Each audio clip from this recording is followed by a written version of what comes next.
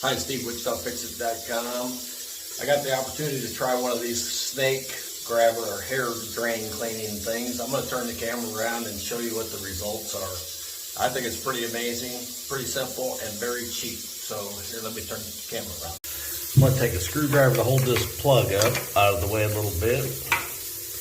I'm going to stuff this down in there.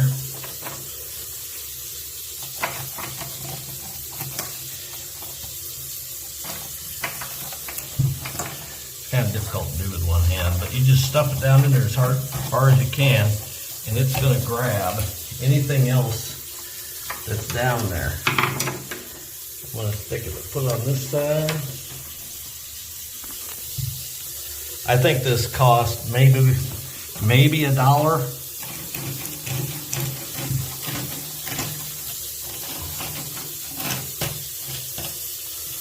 So you can see what came out of it. Definitely worth the money. Look for more tips at Wichita Fix It. Reviews. Hey, hit the like and subscribe. I appreciate all the hits. Thanks for watching. WichitaFixit.com.